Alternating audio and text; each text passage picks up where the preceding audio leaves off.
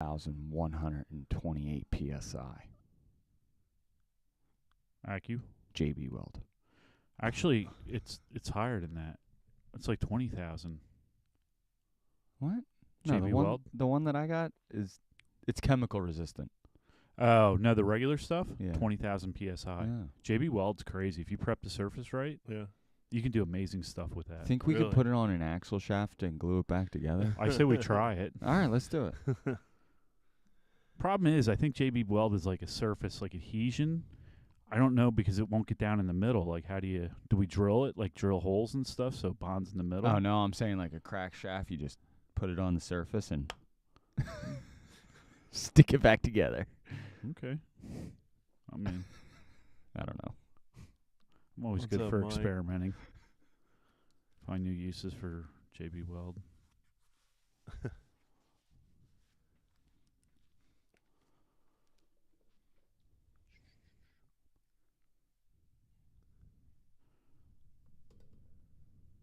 Quiet here.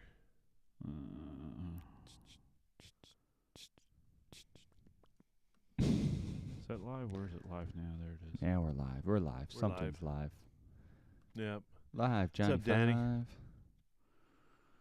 right, let's see.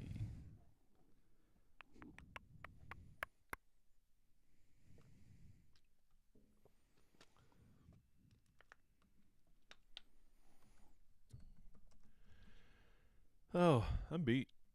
Dude, I feel that. What'd you do this week? Well, we did the Halloween parade last night. Oh, yeah. How was that? Are we It was talking fun. about that? Should we wait on that? No, we should talk about that. Yeah? It In looked our- like in it our was a good catch-up. time. It was a good time. I love that shit. I know. I so badly wanted to do it, but I had this. I had the stuff already in the calendar to go camping. Yeah, I would. Oh man, I would love to go camping. I mean, you heard Maddie and I went up.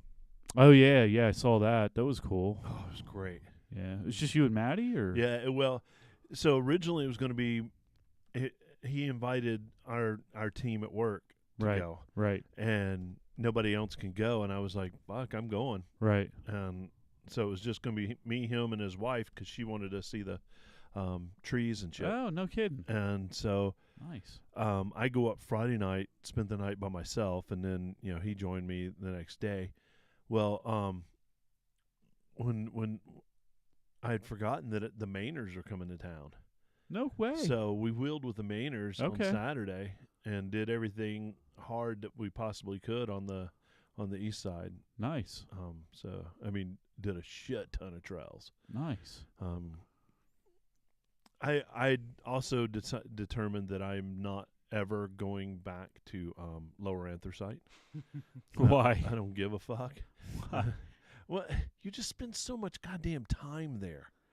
It's when beat up. It is so much different than it was 5 Well, years ago. It's a new trail now, too. Oh, is and it? there's a new entrance. Yeah, Okay. It's a lot longer. a lot longer. Really? Yeah. So I Is wanna it go a fun do it. trail? I though? want to go do it again. Yeah, so the entrance trail is nice. It's it's kind of like, remember when you and I did the first time that they cut 35, Yeah. Yep. Yep. and Yep. it was still When we were Scott. yeah, yeah. leaves and rocks and Yep. stuff like that. It's that all over again. Yeah. But it's more off camber instead of up and down like that one was. It just cuts across Yeah. the mountain.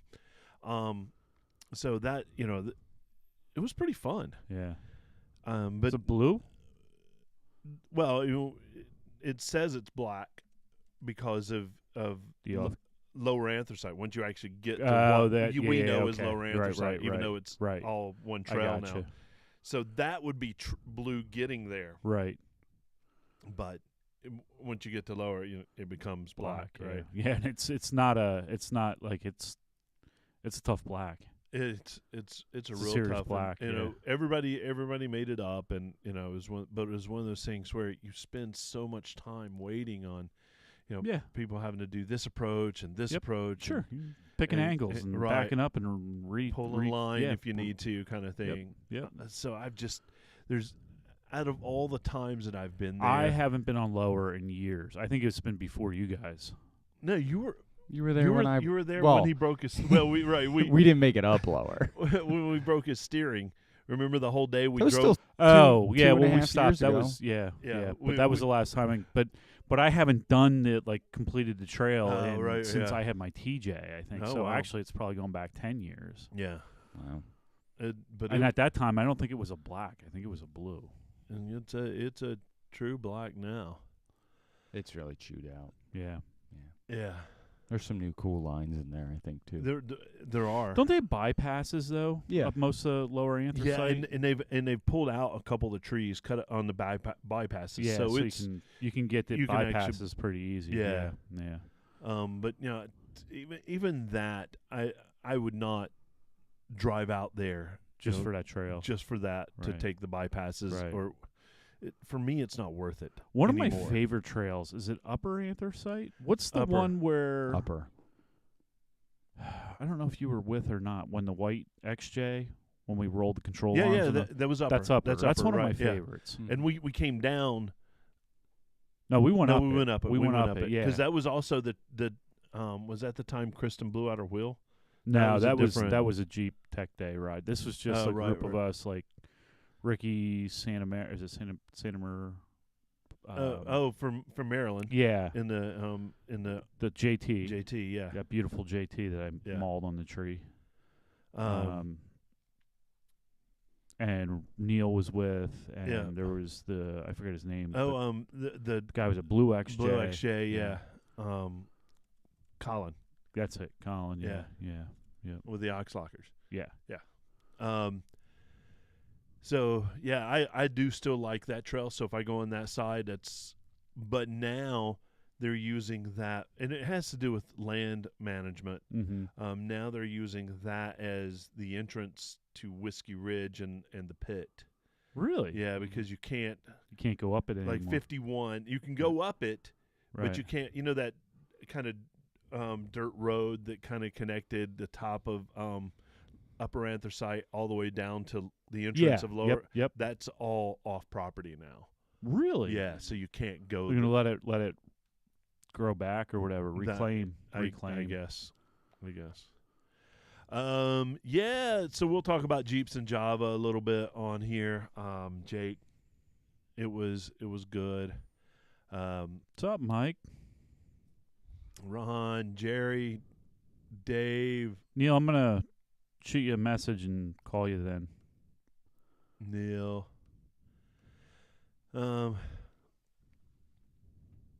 Yeah.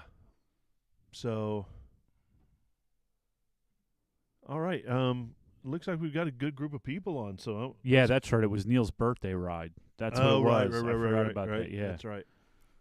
Neil put that God together. damn it! I'm doing that next year. I'm doing a birthday ride. I like that right. idea. This Seriously. is a good idea. Yeah. Yeah. Yeah, and it's cool because we all have birthdays, so we can do each of our birthday seriously, rides. I think that's a thing Mine's- now. Neil Mine's started usually a thing. too early in the year. When's yours? March 26th. No, we did that- we can do that. We camped up there. Sometimes it's snowing. We did. It hasn't that stopped there. That was the St. Patty's Day ride, but is Neil true. and I went up and did a snow ride. Well, that was one. literally Yeah, it was, I know. It was 8 like snowing. inches of snow, yeah. Yep. Yeah, it was awesome. All right, I'm gonna hit this start button.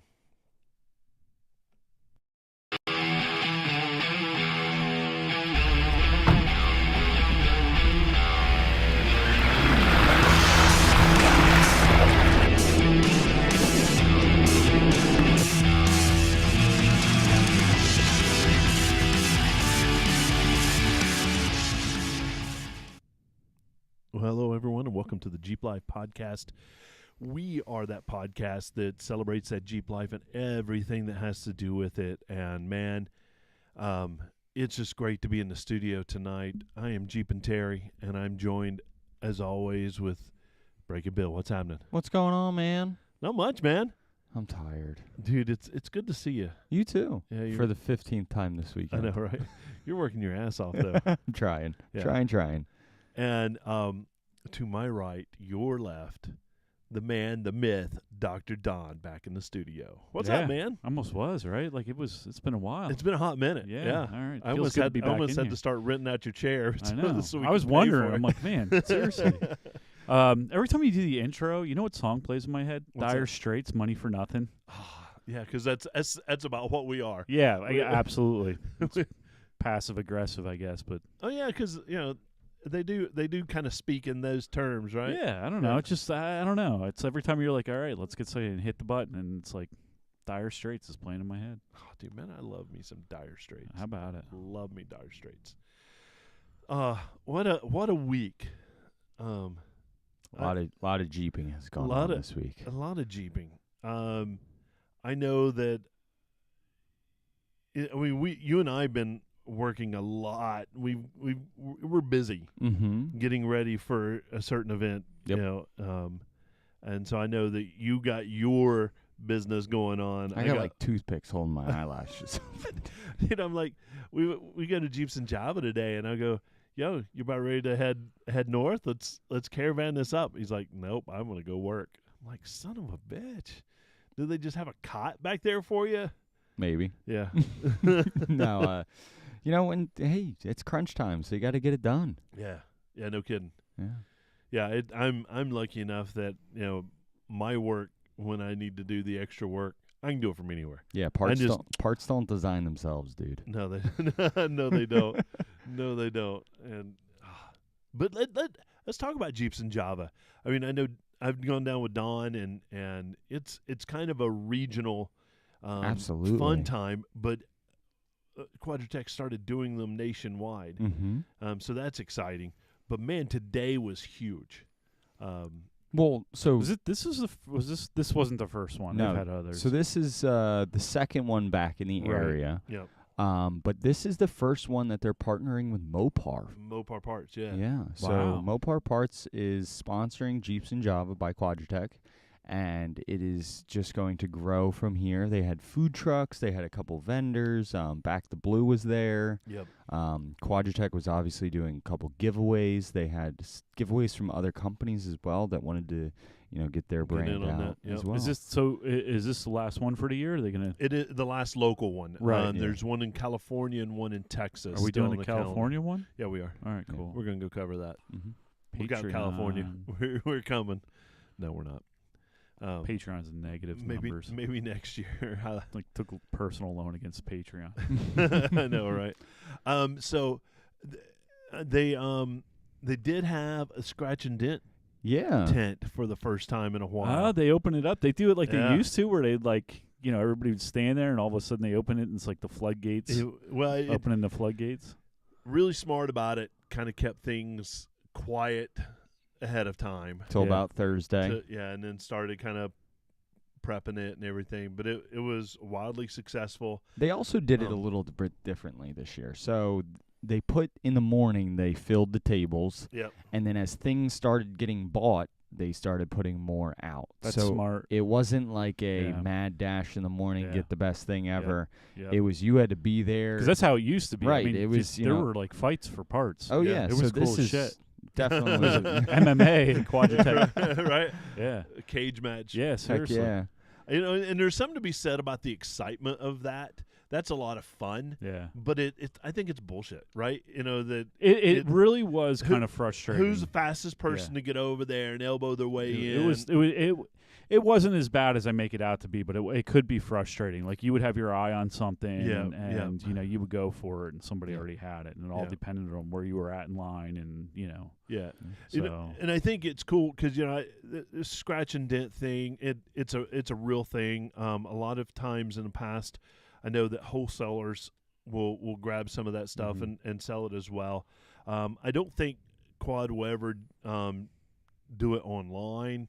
I mean, I don't think so either. It's that's a lot of work to put all that shipping stuff costs up. and all that stuff for what the parts are worth. Unfortunately, I think it's good that they do it locally, and I think I hope in the future that at certain events that'll continue. Yeah. It was wildly successful. Had a lot of fun.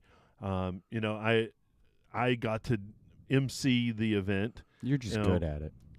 So I got a face for radio. Put me in behind a mic and everything's good. Nobody has to look at me. You got it. But it was good, and all that I heard from people was the excitement of being back out and buying stuff. So that was a lot of fun. A lot of good deals going on. Yeah. Now, when you said you emceed it, what? He was the man on the radio. Wicca, wicca, what? Yo, it's Terry, Mr. MC in the house. So like, you had a whole thing set up? Yeah, or we what? had our PA out there, and it was Jeep and Terry from the Jeep Life podcast. Nice. Out there, I would make announcements and talk people through things, and then I did the the final drawings at the end, the raffles. Cool. And then I had music playing the whole time, and I got to pick the music I wanted to play, and everybody else. I've got a cool driving playlist that I a little bit of everything. A little bit of everything. Okay. So I played that, and there were a couple requests, and I fulfilled those requests. I bet you did. Yeah, and next time I'm putting a tip jar out. If you want a request, you're going to pay. I think you Heck should. yeah, Jeep parts aren't free. No, they don't pay for themselves. Jeep Life's expensive. It really is. But I got to talk to one young lady. I can't remember her name. I'm sorry.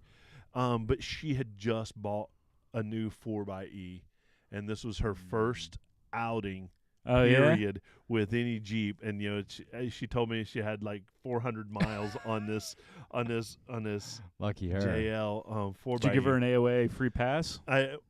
No, I didn't. But I did give her our sticker and everything. Oh, and, yeah, yeah. But I got to talk to her. And tell her all the cool kids wear the stickers. Yeah. Start with this one on your forehead, and then. But it kind of re-excited me again for that Jeep life that you don't have to go out and bust open the rocks to have a good time in your Jeep. And I'm gonna ease up on that. I just I don't have the money to keep tearing up my Jeep. I know, right? Not that I'm not done. I'm just gonna ease up. Yeah, just lighten up a couple times a year. And I mean how I'm driving when I'm out. The last time I was out, it was like. Yeah. I think I had it off the rev limiter a couple times. Now I've got no gas tank skid left, and Well, so that's been kind of my MO the last few times that I've been out. Is I just wanted to take my time through all the that's vehicle preservation. I mean that's why we gear them down, because you have more control, and that's really I get it. Rock bouncing is a thing, but it's really not in a fairly stock vehicle like ours. You know what I mean? You need like Billy Buggy stuff to do that. Mine's not even good for that. Well, you need like to put all new parts on from the front to the back, and then you'd be set. Yep. But it takes money to do that, and I just don't have it. Yeah, and if you want to sponsor us, right. And the other thing that kills me about it too, though, is trail preservation too. I mean, it's hard on the trails, so. Yeah, I mean, we already are hard enough on a trail just by being out there. Yeah. I mean, it is designated property to do that, but we want to have that trail. We talked earlier, that lower anthracite has changed a lot in the last, couple years, and a lot of it has to do with the amount of traction we put on it and how do we approach it. No, I agree. And so you're right. Trail preservation is a big deal. Yeah. But but it was coming right off of that Halloween parade. Yep. Where literally we're driving at like 3 miles an hour through a town, waving at people, and showing off our rigs and just enjoying the camaraderie of 14, 15 people that just share Jeeps. Oh, it was the core group too. Yeah, it was Mike and his wife were both there. So it was. That's awesome. It was great to kind of be that, and then Emmaus has a really core like car culture too. Like they have Wheels of Time. They have all their different events in the city. Well, that park over there, Makanji Park, is. I mean, they just have. There's so much stuff that they do over there with that whole area, auto industry. And then I grew up in a small town, and Emmaus is a small town in Pennsylvania, but it's one of those things where everybody that lived there was on the streets. Oh, absolutely. I know. I told Maria this as we were driving back, because she didn't want to ride with you coming back home because it was starting to get cold. It's not the most pleasant ride. No, not at all. What did you take? Let's not talk about it. But nice. You're the man. Well, it's not his first time. No, not the first time. But yeah, so I trailer it. No, I drove it from here over to South Mall, and then from South Mall over to the parade, and then from the parade back to here. That's great. But it's great how the parade actually winds through the streets, And every time I'm amazed that we end up back at where we started. Oh yeah. And I'm like, how the fuck did we get here? It's a solid like 2 miles. Right. 3 hours later. Yeah. Yeah, No, literally. I an know. hour and a- I know. At It's 3 miles an hour. It's but it's so much fun, and seeing the kids, and they're out there. just throw candy. No, they don't allow that in that You're parade. not allowed to throw it. You're allowed to hand it out. And I know why, and because we do the Whitehall parade too. Did it have to do with Where us? literally, if you throw the if you throw the candy in front of the vehicle, they're going to go get in front of the vehicle and grab it. Duh, that's and- where you throw it. I know, right? It's crazy. Isn't there Kids some are- kind of point kids are point nuts. system online for that? Yeah, and my eyesight's bad enough as it is, and I'm raised It's like up. 200 so points somebody, for a kid that's I 2 can't to 5. see through my windshield. I know, right? And if somebody's going after candy and just crawls under there, I won't even feel the bump as I go over them. Stay laying down, kid. Drive right over you. Man, but it's really cool to meet somebody that's got their Jeep and they're brand new, because Oh, they're stoked. They're excited. yeah, and it's I their get it. first Like, one. They've been waiting yeah. all their life for that. Yeah. It's hard to it's hard sometimes to take it. Like they're going and going and going, and you're like, yeah, let's talk about something else. Right? Yeah. Yeah. But no, it is cool. I dig that. I when I was up at MAOF, met a guy. I think we talked about it in the show. A couple that had bought a JT, and Oh, yeah, and, yeah. and he had put it on. I think it was on 37s or 39s. Who's taking it out west? He had all these trips planned, but. Talking to him, it does rejuvenate you, and he's spending money that he's been saving to do this, and you're you're having fun through him. Yeah, because we've already spent our money and have no left. Yeah, they're grinded into the ground. Gone. But that was a lot of fun. What did you get out of Jeeps and Java today? You So I got to check out a pretty cool system called AccuAir, which is a airbag suspension system. Yeah. So it's like the tuners that have the airbags that drop them to the ground. Yep. Now you can drop your Jeep to the ground and then send it sky high too. Yep. So what's the range on it? Like, what's the? So you +5 -2. Wow. 7 inches of travel. Yeah. Mm-hmm. And it'll stuff a 37 into the wheel well so far, like riding on bump stops.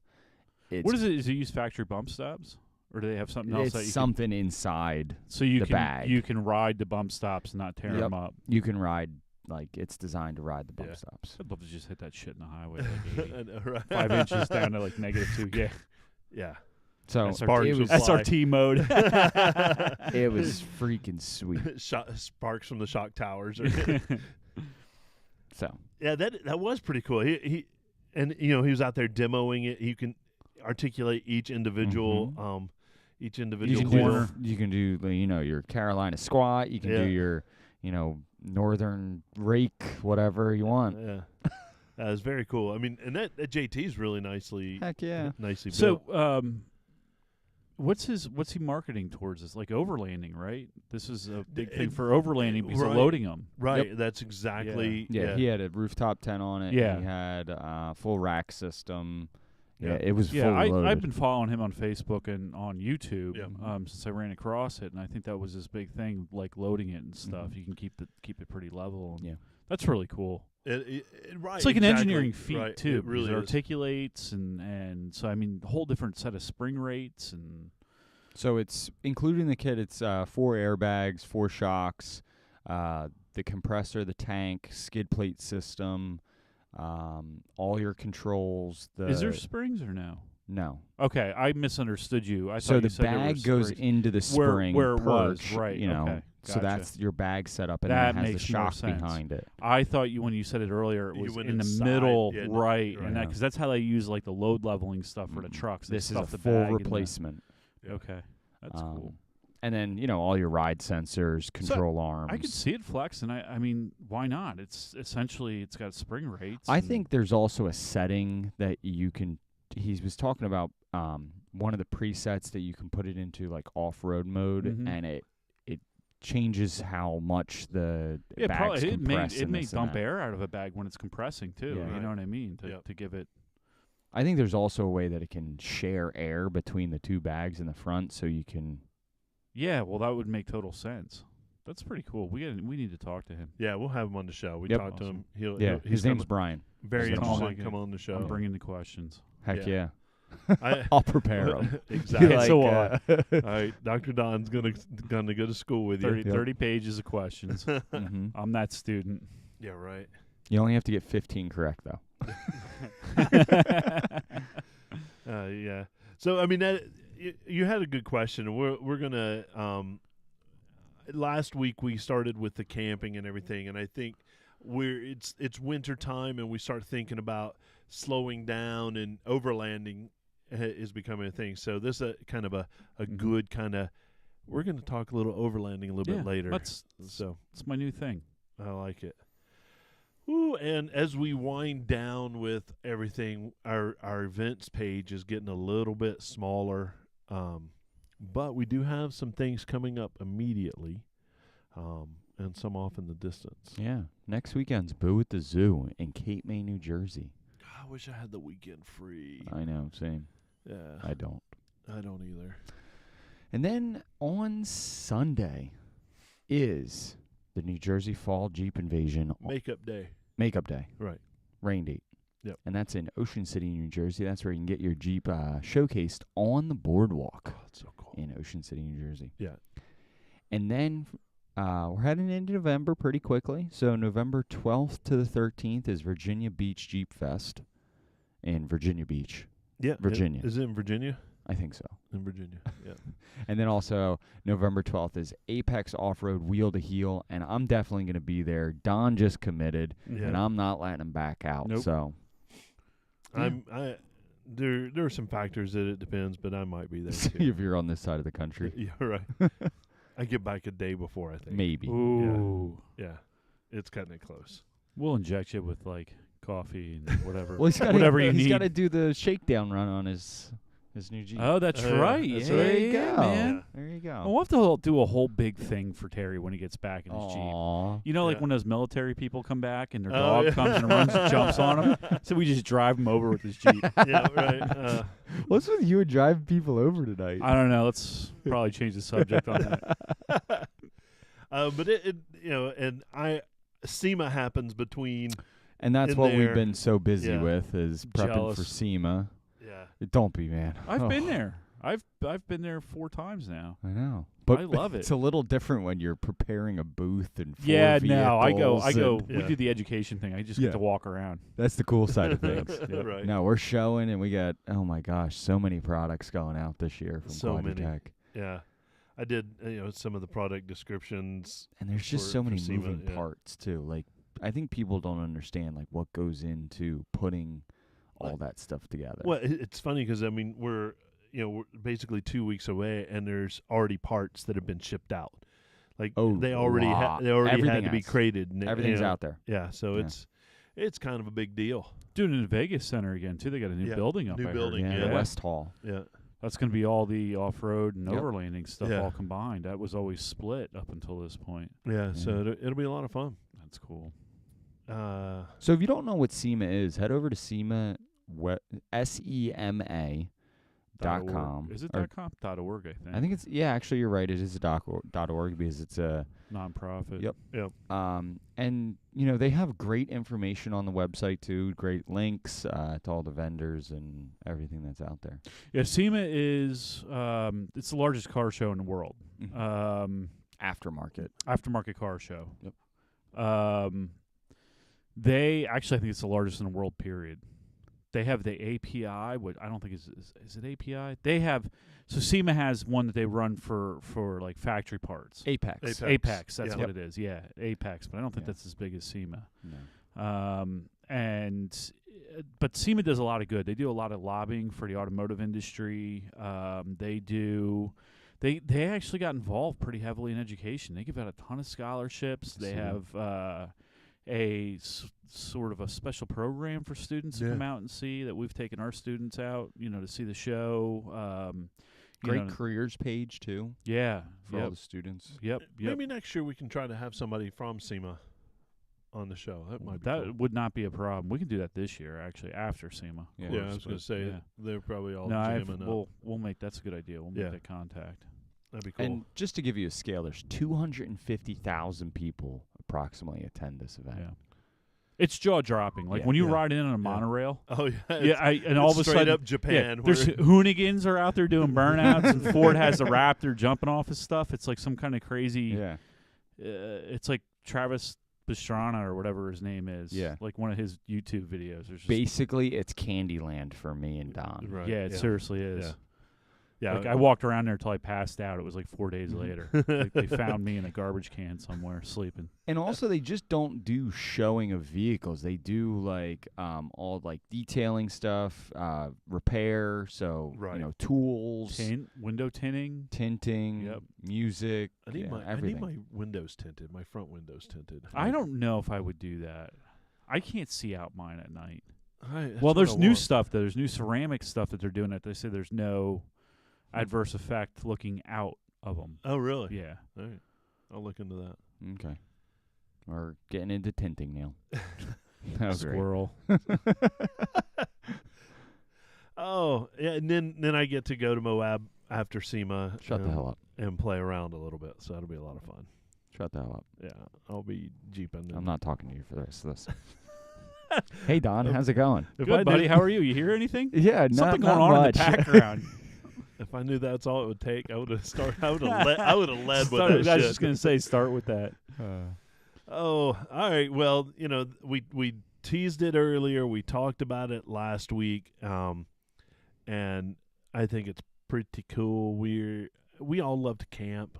We love to kind of get into the overlanding thing. I know that Big Red is really overlanding up. It's currently dead. Again. We can just insert that every week. No, literally, the battery's dead. It'll be alive for 3 or 4 days. Everything's good, and then Thing's got a and then job it's like dead. mine, on for 3, off for 4. Literally, the battery's dead. All I right, knew it would be. I look at the notes that you sent, Mm-hmm. and it gave me a damn headache. Mm-hmm. Because it was so much information, and as usual, you kill it. You only need you to read kill the it. first 3 lines. Yeah, really. Seriously. This is kind of broken down into what you need Yes. for your. So this is just basics. I thought as we got a little bit further down the road, we returned to this, and because this is, for me, this is like I was in overlanding years ago where we were towing a trailer behind our JK, like an off-road trailer and stuff. Now I'm kind of getting back into it. I got out of it. I'm getting back into it. I want to do some traveling out west. Mm-hmm. So I'm starting to do my research. I'm trying to take my time and not throw parts at this. I'm really trying to do my research as to what I want to do, because there's so much stuff out here. But this list is really about hey, I got a Jeep. It's bone stock. What should I take with me? What do I need? What's the bare minimum? Right. Okay. So vehicle gear, like stuff like recovery gear. Mm-hmm. Really the bare minimum: tow rope, kinetic recovery rope, or a regular recovery rope. And honestly, if you're not versed in kinetic recovery, I wouldn't do it. I would just get a regular tow strap. And the problem is too, if you have a kinetic recovery rope, you really can't tow with that. You can't actually at all. So you're gonna need a regular tow rope as well. I know a lot of people that do not overland with a winch. Here's the thing with overlanding: a lot of times you're solo. So one of the ultimate overlanders I know is Venture Forward, Right, from OK Four Wheel Drive. Yep. Chris, Right. Yeah. And he had done it for 2 years without a winch. But here was the deal, and he's an incredible wheelman. He would avoid situations, Right, because he had no way to recover. so the it's a vehicle. different style of driving. Right. Well, yeah. I mean, you get to something you're not 100% sure you can make it across. So you got to turn around and go back. Mm-hmm. You're solo a lot of times, so I'd recommend a really good winch. Worn, and snatch blocks. I have on there ×2. I have not taken one of Kyle's classes yet, recovery classes. I want to. One of the things I have not been able to figure out yet is how to self-recover a Jeep that's flopped with only one snatch block. You need to have 2. I can't figure out how to do it without. I think you're right. So I'm going to take Kyle's class at some point. I think he offered it to the three of us, doing a sort of hodgepodge of stuff. And if you can, he'll know. So tree saver course. I recommend 2 tree savers. Yeah, how come? So the reason why I say 2 is because if you have 2, they're the same exact length. You can always use them as shorter, like kind of recovery ropes. Okay. And also, if you're trying to tow something out, you probably need one in the front, one in the back if you're using something of the sort. Okay. All right.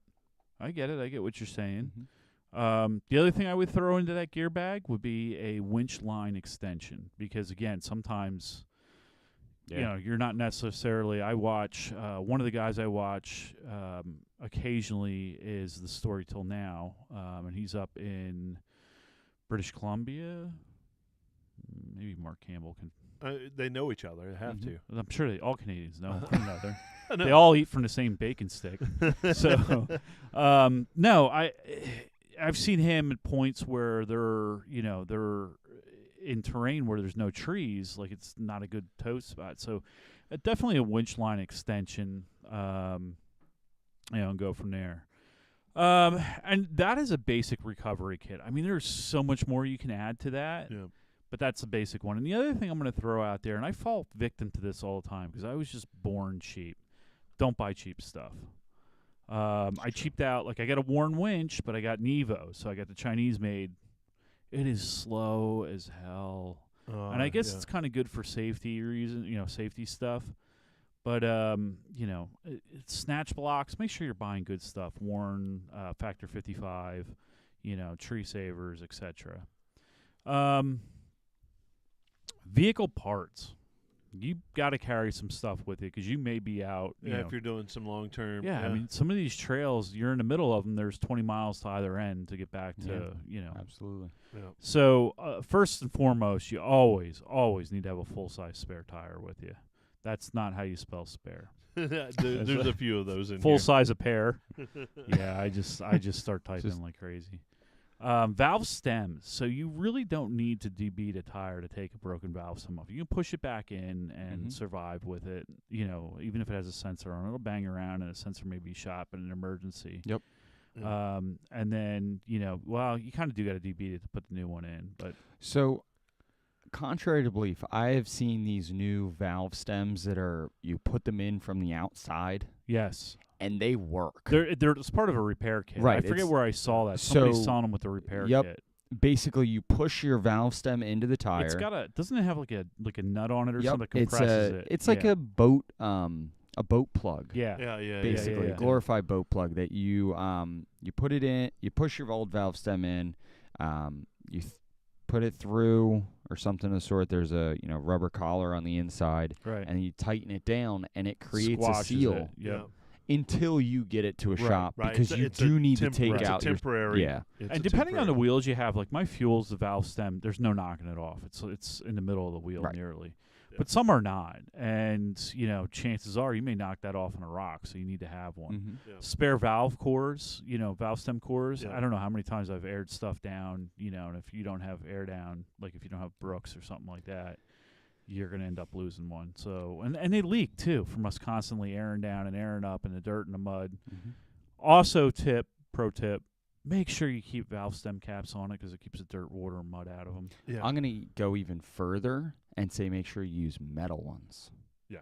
I have found that metal ones, through my rock crawling metal experience, they hold up longer. Valve caps. Valve caps. Okay. Gotcha. So what happens is over time, it basically starts to strip off. Like every time you pull one of those off, it you can damage the plastics. Just don't hold up as well. Yeah. So now here's another option for you. The ones that they put on with nitrofill ones have a rubber insert for the threads. It's a better cap too. I mean, it's not as hardy as metal, but it's another option. But yeah, make sure you keep them on there. And you can get a kit from Power Tank or that has all that in it. Yes, actually, well. and I think somewhere in here I'd mentioned Power Tank and some of their stuff, but definitely valve stems, valve stem cores, lug nuts, changing a spare, drop one in the mud. Let's go back even further. I don't see it in here. a good tire repair kit too. Yeah. It's down it's down further. Sorry, buddy. I didn't scroll all the way down. And I think I mentioned power tank for that. I don't know. I don't remember. We'll talk about them. But here's one spare key. Put a hide key. Oh.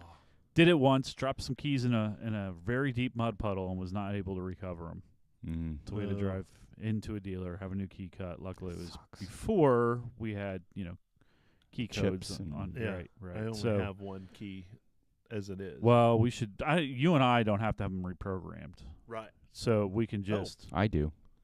You do. You have the fob key. Yep. We don't have a fob key, so we don't have to have them reprogrammed. Ooh. I was under the assumption you did. No, mine's yours a is standard gray. key. Yes, but it has a chip in it, and if I have another key made, it's just a locked key. I put it in, I turn it on, and it throws and does it throw to the skim code? Yep, there is a security Ours- module in there. Mine doesn't have that. Mine so does. now I was under the assumption, and I got in a big argument with Scott about this one night, just sitting around the campfire. Of course you did. And he's The like, two "No, of you'd love to argue about anything. that's how we fix the world."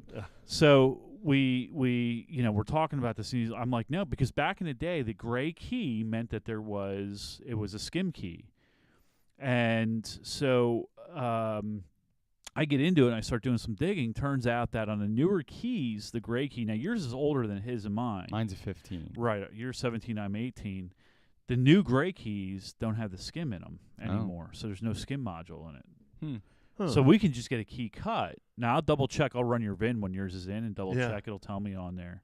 'Cause But- I need yeah. at least one more, maybe two. Well, you should always have one like a hide key or Zip somewhere zip tied somewhere in case you drop that key, or simply out and like drop your keys and forget about them. Mm-hmm. You get out, a lot of guys that are overlanding will go somewhere, hike, set your Yeah. keys down, and they fall out of your backpack, and until you get back, you should have a key somewhere. yeah, that makes sense. Yep. I like So, that. assorted hardware, and I'm not going to go through all the hardware, but in the notes that will be posted tonight to Patreon, Hardware is means nuts and bolts. nuts and bolts. And washers. I have on the notes every major nut and bolt that would need to be purchased that could possibly break that would leave you stranded. I didn't put on there shock tower, shock stuff because you can get out, sway bar stuff you can get out, door hinge stuff. Even if you have the size of it, that helps. Right, tremendously. Yeah. But this is something that I'm actually going to put a kit together. I bought a small bag, and I'm going to order one of every one of these sizes. Now, some of this stuff, like the bolts for the front track bar, It's the same as right. Right. So I'll order one of those, but I'll have it all in the bag and ready to go because there's been plenty of times that we've been out and like bolts have broken and Get a JL diff drain plug too. that's a good one. I didn't think about that. Yeah, because those come off. We've been knocking those off left and right Yeah, too. right. Mhm. Yeah. So definitely important to have a hardware kit, and it's one of those things that's not that big. Like this bag is literally, it might have a diameter of like 8 inches, and it might be 10 inches long, and I'll be able to fit everything in there hardware wise, and just throw it in a Jeep, in some unused corner, and I'll have it. So another thing to go along this that I carry with me when I go out wheeling is basically all the spare sensors so like older 4.0s, if you're running an old, a TJ or something, carry your map sensor, carry your throttle position sensor, carry an idle air control sensor, crank Trying sensor. to think on a 3.6 what'll leave it sit. I don't think there's any on that.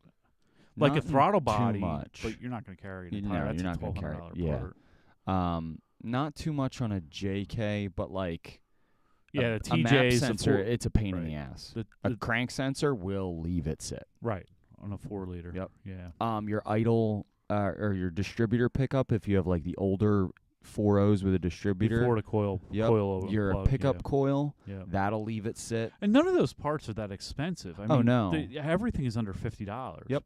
for But another note in this though, don't go buy the Chinese crap. No, Because it 4.0s are infamous to heat not them. just 4.0s. It's like every Chrysler product out there. Is Go like buy that. the good Mopar part or the equivalent. Right. Right. Yeah. and carry And oil. vice versa. Spark plugs, Yeah. run them on the junk plugs. They run better than they do on. There's some odd reason. Yep. So, fluids. So. Now, this gets difficult because there's a lot of fluids in a vehicle, but some of them are cross fluids. So, like the transfer case and the automatic transmission both use +4. Yep. And, well, you can. The transfer cases get a little noisy on +4. I actually like to run synchro mesh in mine. But you can run +4. You can run it in the automatic transmission, and it's power steering fluid as well. Yep. But it really is. I mean, if you're going to be way back in the woods and, cell phone service isn't a thing and recovery, having somebody else recover you isn't a thing, make sure you don't need to take enough oil to do an oil change, but make sure you have a quart. Yeah. You know what Well, I mean? to be honest with you, I just carry the 5-quart jug. Sure. You And- can, and- if you have the room. If you have the room. I mean, but that gets you, if you put a hole in your oil pan, unfortunately, you may lose all your oil. Which brings up one thing I didn't have on a list, and I think you ought to carry something to catch the oil too. And I don't mean like like I have at the shop. I have these sheets that you put underneath. I think they call them pig mats. Yep. That'll absorb the oil, Right. and it's important to have that no matter what, because it takes. This is a true fact. 1 drop of oil. 1 ounce of oil will contaminate 1 million gallons of water. Yes. So, but Wow. on the flip side of this, grab a bucket, like a collapsible bucket to take, Yeah. and if you do start leaking oil, you can stick that under there until you get a fix. We did that with we cut a With cup Alex. Alex. Yeah. We cut a water bottle up, Yeah. a couple of them, Yeah. and just kept cycling them out. 1, it kept the oil off the ground, and 2, until we could get it we fixed. could use Right. that oil back to in. put it back in, Yeah. right? But it is important. Like you'll blow a power steering line off, Absolutely. or maybe you knock a coolant line off. Yeah. Upper radiator hose, lower radiator hose. Really, I mean, and that's water. You yeah, can put water so back in for that. obviously you want to carry water, but like brake fluid, trans Yep. fluid, and some oil, and Engine that oil. will pretty much take care of everything. Yeah. Manual trans fluid I wouldn't carry. Differential fluid I have on the list as well. And if you're wondering what your vehicle takes, You can get away with, if you're out on the trail and you don't have any like oil or any gear oil, you can throw some motor oil in it. and to get that's it very true. And to be off honest the with trail. you, if you drive short distances and very low speeds, you can actually survive without oil. Period. Yeah. But They I don't- mean, like I'm talking a couple hundred feet. Let it sit a half an hour, cool Mhm. down. Yeah. But yeah, if you needed it, you could throw some Yep. motor oil into your Yep. diff, and it would Yep. get you off a trail. But yeah, so make sure you have fluids. I did on these notes attach for JK. I'll tell you what I'm going to do tonight since JL is so big now too. I'm going to throw on the JL bolts and the JL fluid stuff. But it'll be on there. So if you're maybe it didn't, the JL stuff didn't make it, did it? No. Mm-mm. Or the JK fluid stuff didn't make it. Oh, it's on there. No, I see it. Oh no, it's not. I may not have made it to the notes. Did Okay. you put blinker fluid on here and how much it takes? Yeah, and the weight and the Yeah. seasonal stuff. Yep. Absolutely. Okay. But anyway, I'll make sure that's on there. So if you're a Patreon member, go ahead and jump on there. The bolt stuff will be on there. The fluid stuff will be on there for both JK and JL. And it'd be a good reference for you. Yeah. At the very least. Tools and aids. So, we were talking about toolkits earlier. Yep. You were talking about, what are you going to get? I just it want to put a tool bag in Like a tool roll? roll. Yeah. Okay. In Like the a sushi roll? because I've always been out with you guys and you've had tools, but even like this past year I led some groups and I should have had tools Yeah. with me and I didn't because I was out there by myself and kind of Right. not by myself but leading by myself. Right. and Yeah. I mean, you really should have. You're responsible for everybody in that Yeah. group. I mean, Yeah. so, and you said, I mean, you can do this either way. I carry a bag. I carry more tools than the average person. Yep. Just because 9 times out of 10 I end up laying under somebody's Jeep because I'm a mechanic and that's what we do. Yeah, and I want to get the ones that you need. Right. Like this. Yeah, we're going to put a list together. There's a lot of bolts that are the same head size. Yep.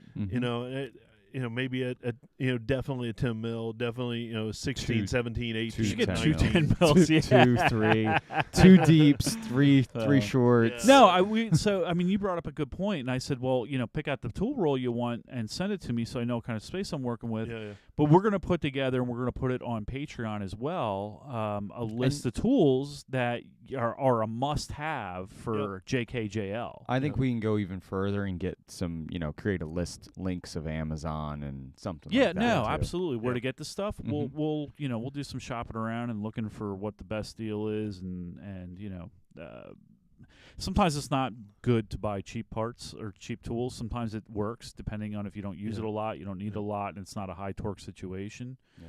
So we'll have something like that in the future. But I agree with you. Tool roll or tool bag, doesn't matter. However you want to do it. Tool rolls compact a little better. Yeah. And they tend to be a little more organized than a tool bag. Tool bag kind of gives you a little more room. I have a Snap-on tool bag I just throw in the back of my Jeep. Yeah. In there, I have metric wrenches, a sorted screwdriver set, pry bar, like a medium length pry bar, assorted pliers. Now here's one. Did I put it in here? Did you put snap ring pliers? No, because I know on the buggy because of so I need them. You need them because of the hubs. Mm-hmm. And the control arm bushings uses snap rings. Yeah, see, I don't know that. Sorry. Yeah. No, I think for you it's a must. And that's the other thing about this is, this is just a general list, like tailored to what you have. Yep. Yeah. Yeah, you get an older CJ and you got locking hubs on it. Hubs break a lot. You're going to need a snap ring plier set. Mm-hmm. There's no doubt. One of the cool things that I came across that was introduced to me was a adjustable plier wrench. Oh, yeah. That thing's freaking So the sweet. first time it was put in my hand, I was like, bah.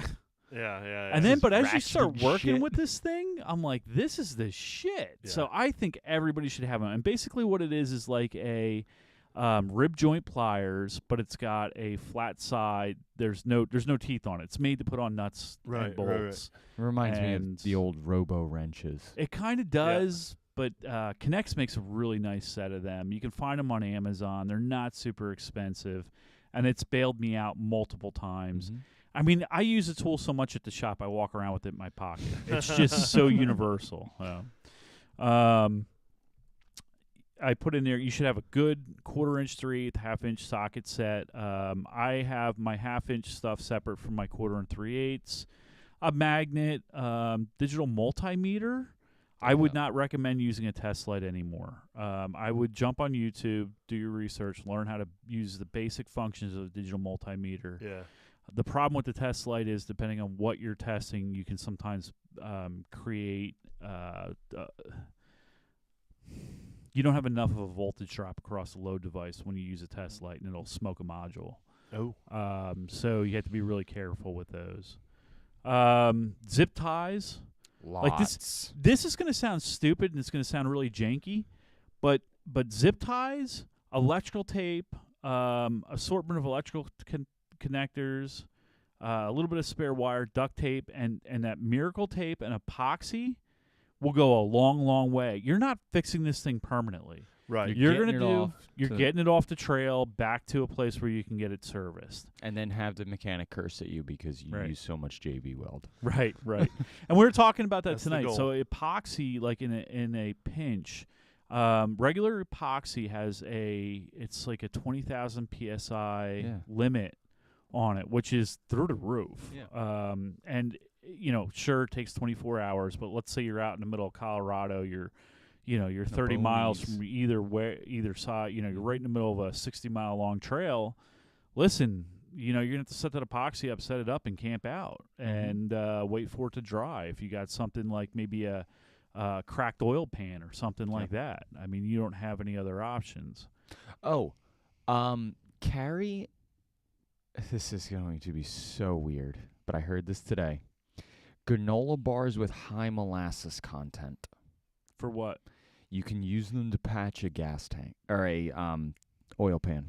It totally makes sense. You couldn't gas because it would eat the Right. But the molasses, with the molasses, how it's gummy would hold it together. It basically like melts itself Yep. to the. You know, you got to Yep. get it close the gap, but yep. yeah, you can use. Yeah, probably because when we fixed Adams, Alex, I'm sorry, with a hammer. We fixed Alex's with a hammer. We closed it up. Yeah, but it's still dripped. You could Yep. probably take that granola bar and like pack it in there. Yep. You know, that would have been a good emergency High fix. molasses 'cause content it's is stuff- key. like it's sticky when you touch it. You Yeah. just got to stuff it in through the hole and then hope that it spreads on the other side. And Yeah, it and if you get hungry, you got emergency you lick it nutrition. right off the bottom of that. Yeah, man. Oh my God. 10W granola. Let it cool just a little. All right, let's talk about blowing stuff up. Well, Miracle Tape. Miracle Tape is a shit. You mean Have like you ever Flex seen it? Seal?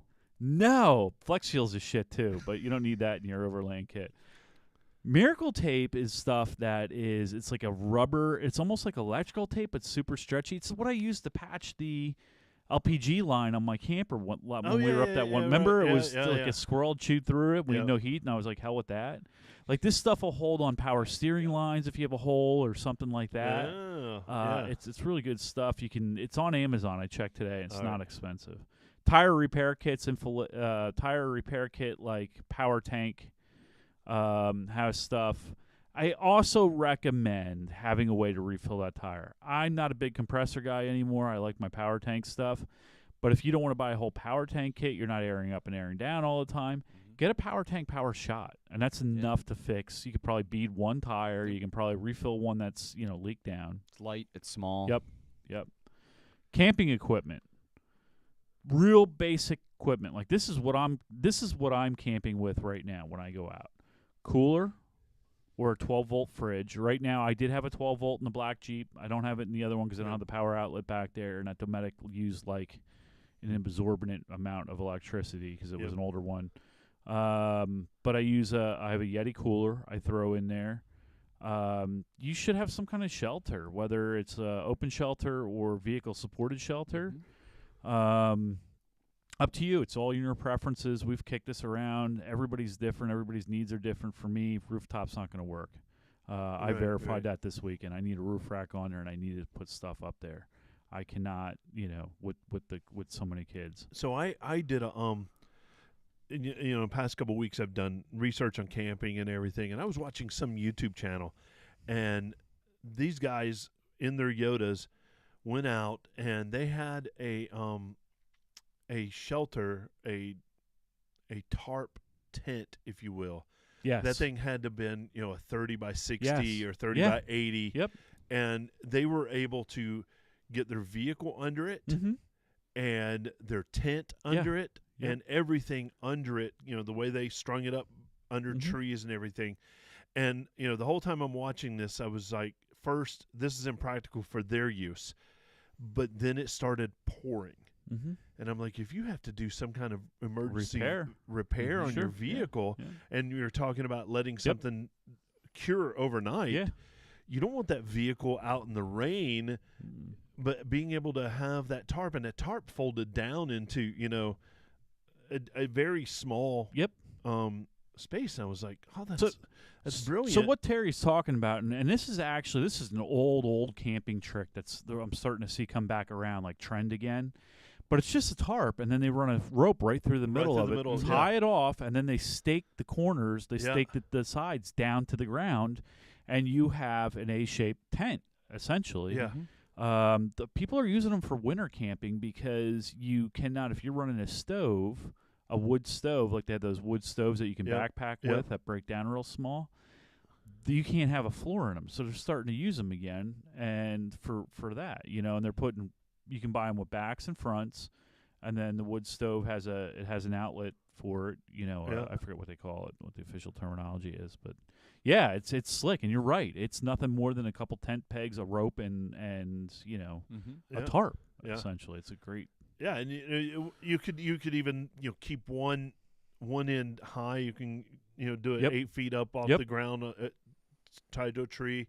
Then the center line, like you said, and then take the other one down as wind protection. Right. Water runoff. Water runoff. Yeah, and I think that's just cool, and be able to set your tent underneath it. Yep. And it keeps your tent even dry you know, from rain, because it sucks having to put away a wet tent and pack up a wet tent. Yep, I did today. I mean, it wasn't rain, but it was condensation. And we left in the morning, and so you know, now I've got to unpack them all this week and let them dry. And I have a 900 square foot apartment, so that should be entertaining. Probably be camping in the living room. Yep. But anyway, you know, yeah, that's whatever your preference is, and we can go into a deep dark hole about this. And ultimate for me, you know, right now I'm running a 4-person Coleman. I'll probably be switching over to Gazelle in a year or two. Yeah. And a roof rack. I'm going to put a Garvin roof rack on the Jeep. Yeah. Their Venture series or Safari, whatever it is. Safari series, the bigger one. You know, and that works for me. But whatever works for you. Hatchet or a saw. I like hatchet better because I can split wood with it too. Yep. Some guys will carry a big Bowie knife or something. They'll split wood with that. You know, they'll lay it on top of it. You're not going to split a 14-inch log, but you can take a smaller piece of softer wood and split it with that. But you should have something to break down wood, process wood. Stove, I threw it in there. Like, I have an old single burner Coleman. Had it forever.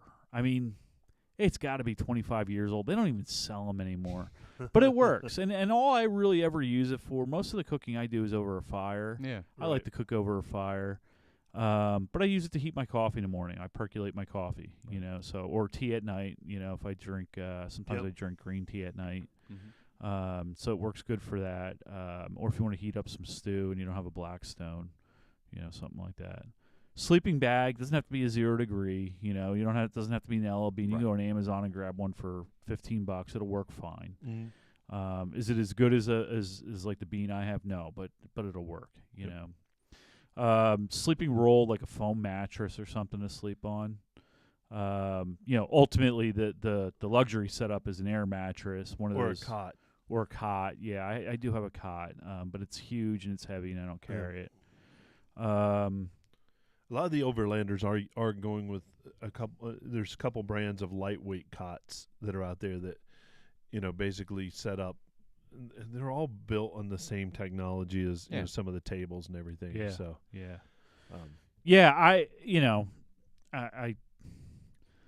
it depends. Like this weekend, I even forgot my sleeping roll. We threw some blankets down on the ground. It was soft grass. And, so we were good. Cookware utensils. I'm gonna do, for me, like the cookware. They make mess kit things. I'm gonna buy one of those. Throw it in a. You know, I bought for my dry goods, I bought a sealed Tupperware thing. Yeah. I'm going to buy probably the same thing for my cooking stuff. I'm going to also get a cast iron skillet at some point. Utensils, they make rolls that you can buy with them in it. Oh, yeah. I was big on the plastic stuff, but I feel kind of, I don't know, not so environmental when I do that. So plastic bowls, cups, dry bin storage. That's what I was just talking about. Ultra important to keep your dry goods stuff. You know, your cereals, your crackers, your whatever. Keep that stuff all dry. Right. You know, your cookies.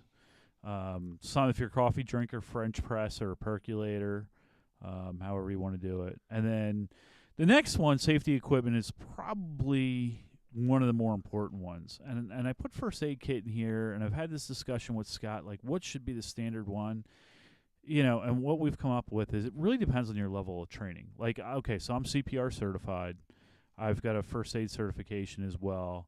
But then there's levels up from that Scott have. And right. where, you know, his knowledge of first aid is much better than mine. He's, I believe he can do like stitching and things like that, and I can't do that. I don't have it. I don't need any of that. So like my first aid kit is fairly large, but it's a lot of like ointments and Band-Aids and bandages and things like that.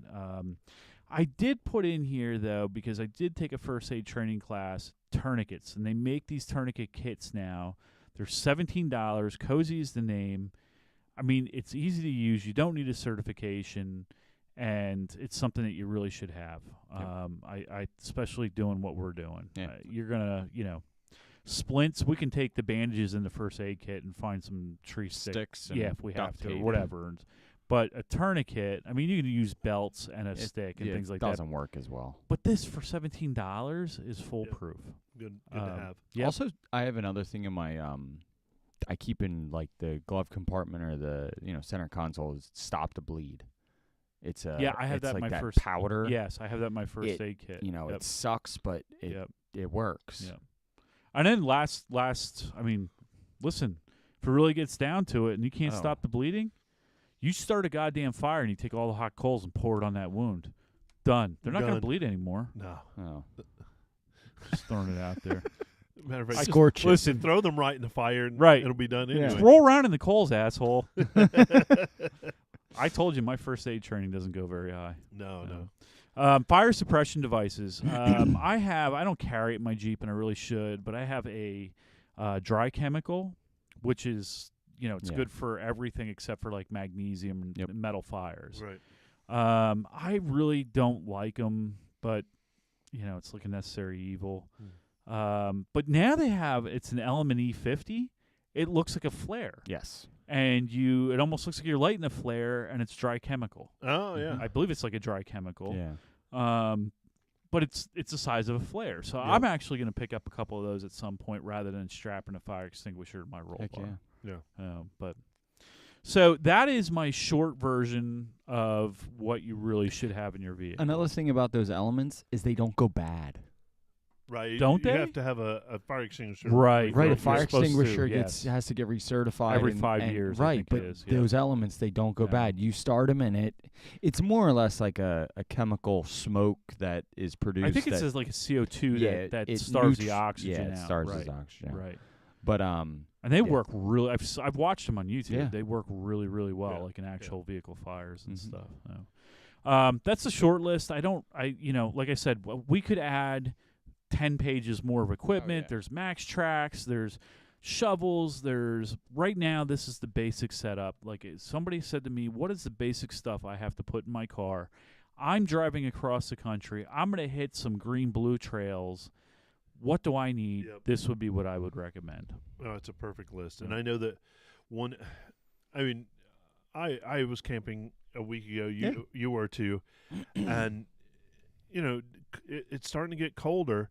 So we want to prep for colder weather and think about how your clothing situation is as well. Because not on the list, but clothing is a big deal when you're camping. And so think about that too. It is, and I didn't put it on there because I felt like personal items I try to stay away from. Yeah. But yeah, I mean there's a lot of stuff, and the cool part about all this overlanding stuff is you can tweak and modify this for what you need to do. You know what I mean? Like, we'll take Scott's. I really dig his Jeep and the way he built it. Like, it's got all the flexi stuff on it. The thing's a killer off-road, rock crawl, and the whole 9 yards. He's got a great kitchen in the back. But where his lacks, what I would need is space. So because I got the 3 kids, the dog, right? My daughter's finally driving. So if we do stuff, and I also need the versatility. Like his kitchen's kind of permanent, although I am going to go to that. I sometimes need to be able to remove stuff so I can carry stuff, but that's the cool part. And I would say to anybody that's starting to get into it, take your time, figure out what you need, bit by bit. Right. Do your research, talk to people. I was dead set on a rooftop tent. Scott had been saying for the longest time, don't do that, do a ground tent. And Scott and I tend to disagree on some stuff, and so I kind of chalked it off to. And then I talked to Ron Harrington, who I'm hoping he was supposed to be on last week, hoping we're going to get him on here soon, and he had a lot of good reasons why rooftop tents aren't great, especially in this area. And for me, ultimately, rooftop tent's not going to work because of space. I need a roof rack space for other stuff. Yep. So, again, take your time, figure it out. It's half the fun. I'd absolutely agree.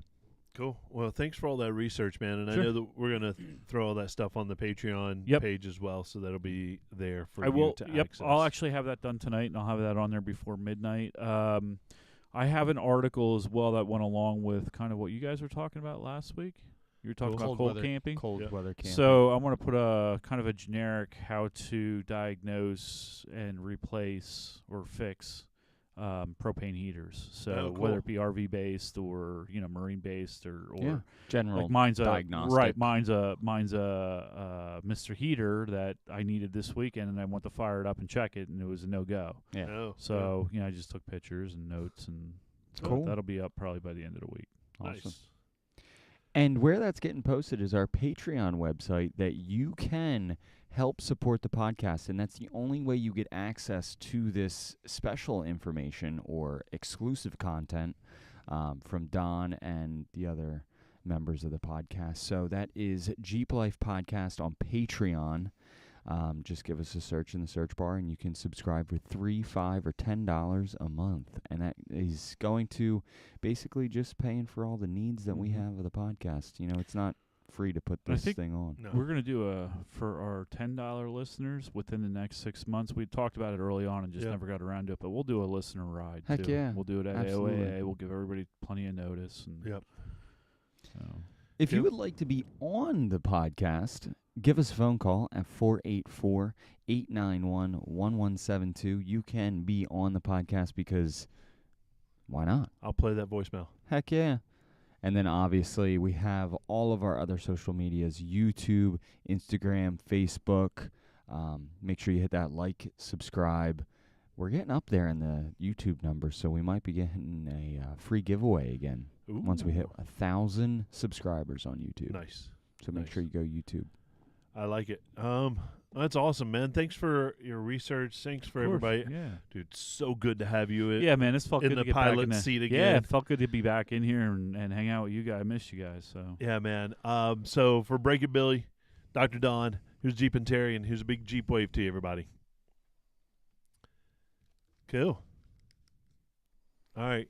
We're kicking off of here early and quick tonight, guys. Thanks for hanging out with us. I'm tired and shit. All right. Bye. Cool. Later. see ya.